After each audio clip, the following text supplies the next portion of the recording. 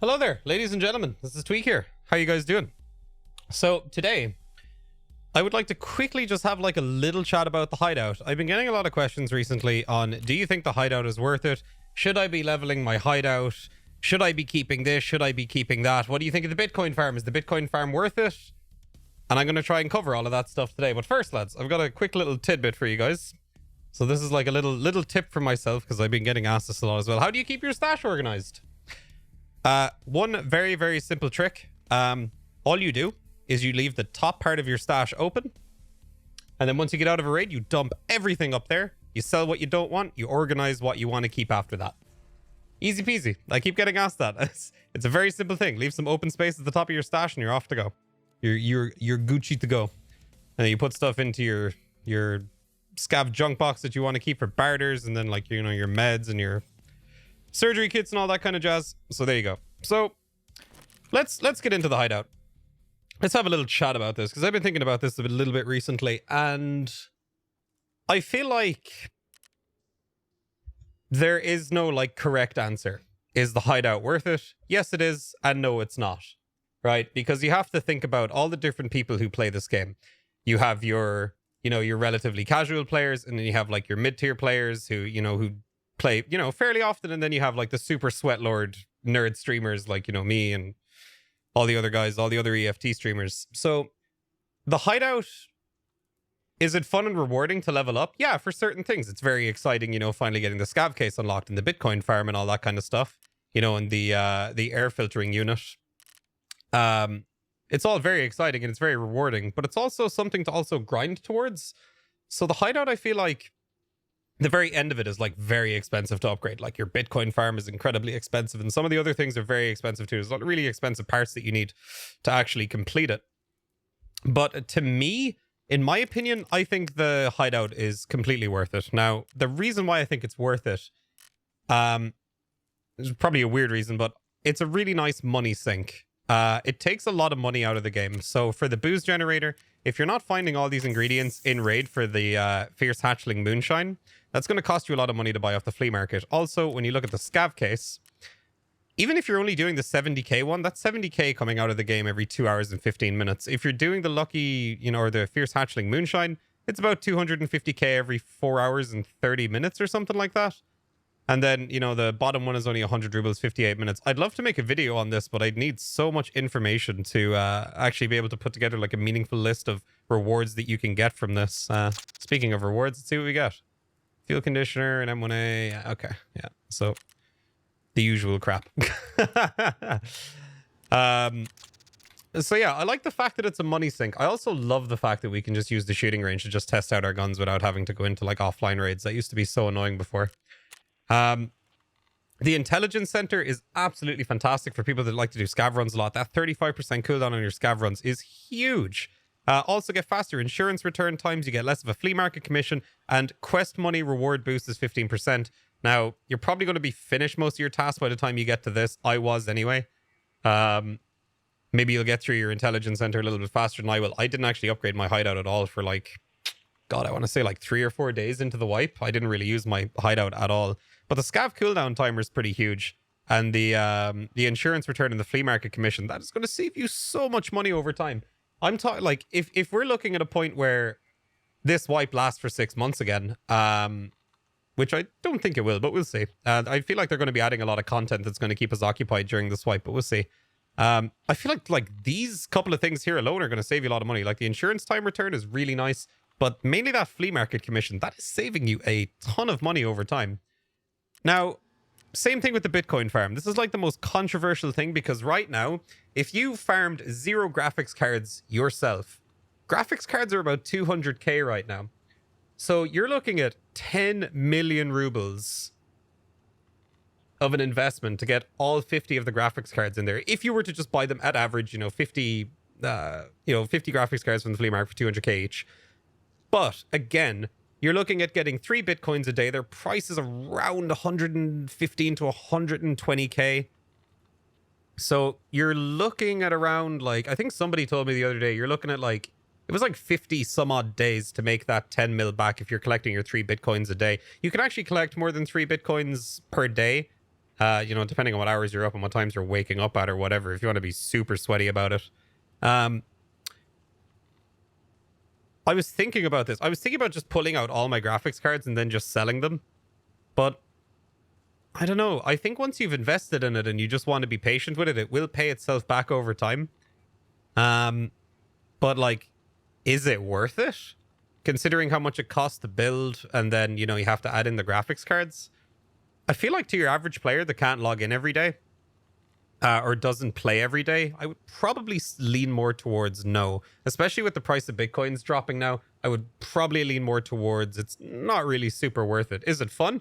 Like, you don't necessarily have to put all 50 graphics cards into it. You know, you could leave it at level 2 or level 1 if you want and just collect your 1 a day or 2 a day or whatever it is. But I don't know. To me, it's worth it because, like, it's fun. I like maxing things out. I like having things finished. I'm a total completionist. And I don't mind waiting to get all my money back for what I invested. And to be fair, I did find a lot of the graphics cards myself. Like, if you're hoarding them early game, it's worth. But I feel like if you're about to get this and you've 10 million rubles in your stash and you want to just buy all your graphics cards, I'd save your money. I wouldn't bother. I just wouldn't waste your money on it. If you have like half of them or 30 of them, you want to buy the last 20, yeah, sure, go for it. You know, it's fun. But yeah, I don't know. That's kind of a personal preference one on the Bitcoin farm. The next main one I want to talk about is this. The air filtering unit, as far as I'm concerned, this is by far the best thing in the hideout.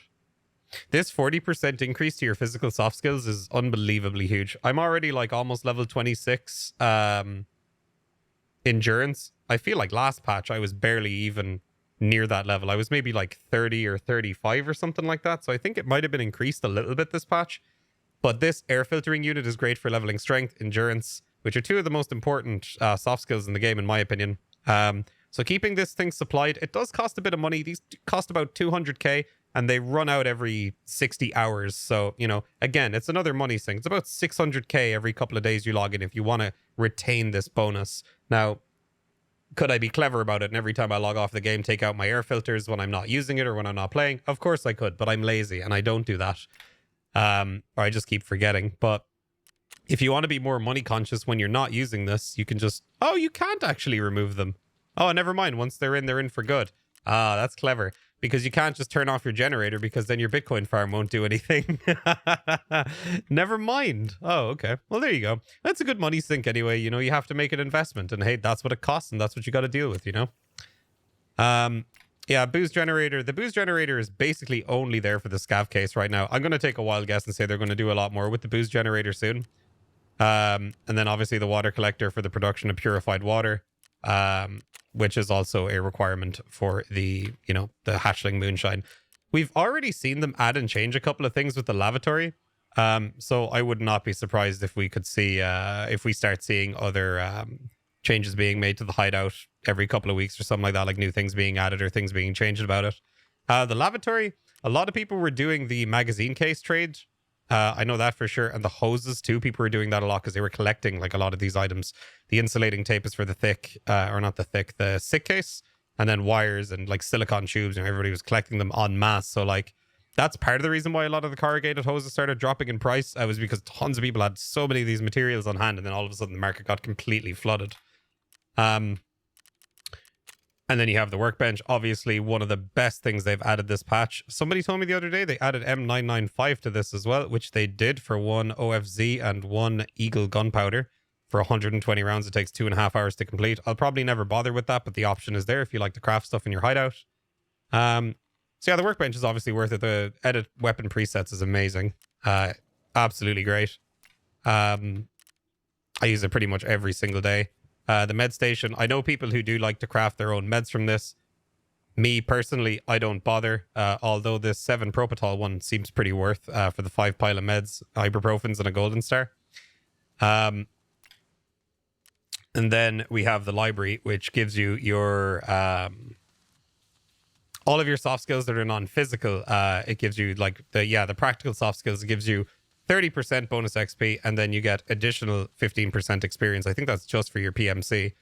So yeah, the library is pretty worth for boosting your practical skills. And then the rest space, this is just for passive out of raid healing.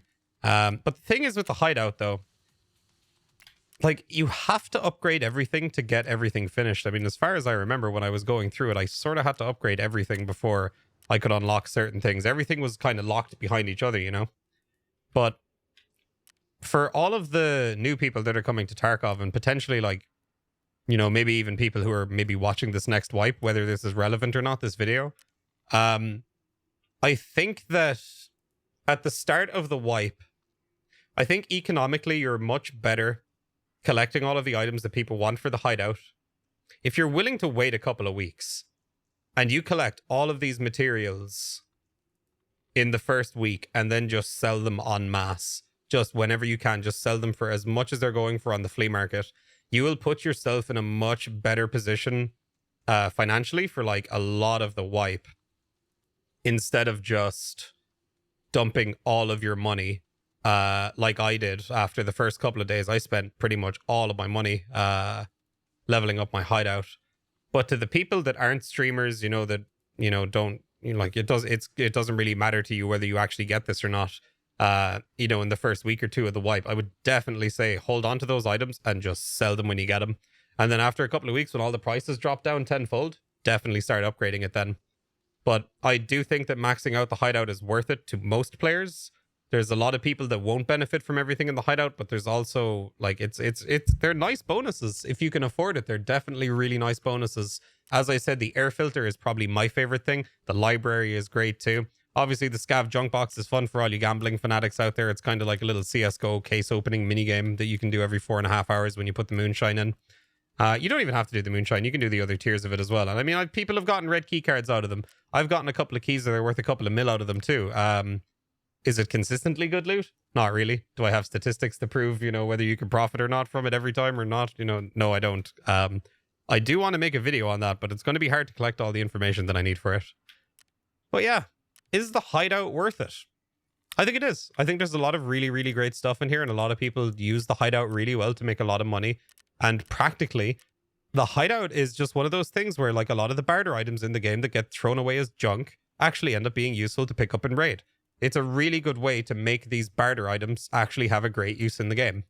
And I think if they just continue the direction they're going with the hideout, they add more stuff to it, they make it bigger, they make it better, they give more items in the game that have no use right now, more relevancy, it's going to be really, really good for the game. So yeah, I think the hideout's worth it, but at the end of the day, it is definitely up to you and how your playstyle is and, like, you know, what your budget is and all that kind of stuff. Early game is super important. If you care about getting a little bit of extra, like, you know, quest money, like, you can upgrade it, yeah, but I don't think it's super important. I think, you know, you can just kind of tip away at it. You don't really need to super rush it, but again, you guys know the bonuses.